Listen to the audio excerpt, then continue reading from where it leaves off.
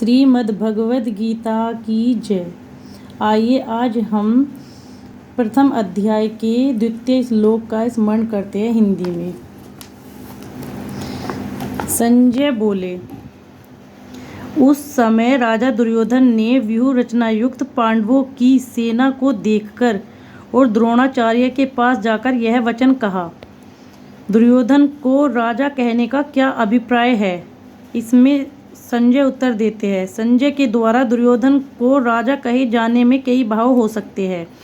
दुर्योधन बड़े वीर और राजनीतिज्ञ थे तथा शासन का समस्त कार्य दुर्योधन ही करते थे। संत सभी को आदर दिया करते हैं और संजय संत स्वभाव के व्यक्ति थे। पुत्र के प्रति आदर सूचक विशेषण का प्रयोग सुनकर धृतराष्ट्र को प्रसन्नता होगी। व्यूह रचना युक्त पांडव सेना को देखकर दुर्योधन आचार्य द्रोण के पास गए।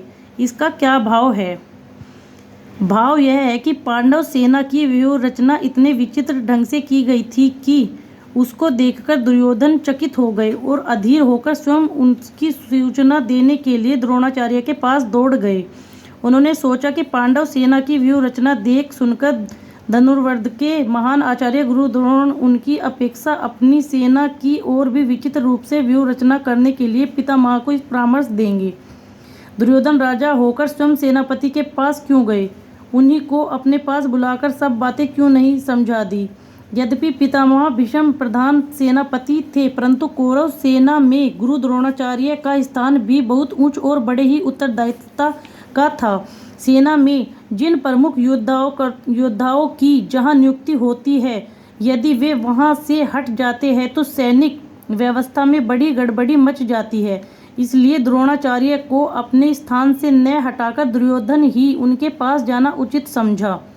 इसके अतिरिक्त द्रोणाचार्य वयोवृद्ध और ज्ञानवृद्ध होने के साथ ही गुरु होने के कारण आदर के पात्र थे तथा दुर्योधन को उनसे अपना स्वार्थ सिद्ध करना था। इसलिए भी उन्होंने सम्मान देकर उनका प्रिय पात्र बनना उन्हें अभीष्ट था। पारमार्थिक दृष्टि से तो सबसे नम्रतापूर्ण सम्मान युक्त व्यवहार करना कर्तव्य है ही। राजनीति में भी बुद्धिमान पुरुष अपना काम निकालने के लिए दूसरों का आदर किया करते हैं। इन सभी दृष्टियों से उनका वहां जाना उचित था। बोलो श्रीमद् भगवद गीता की जय।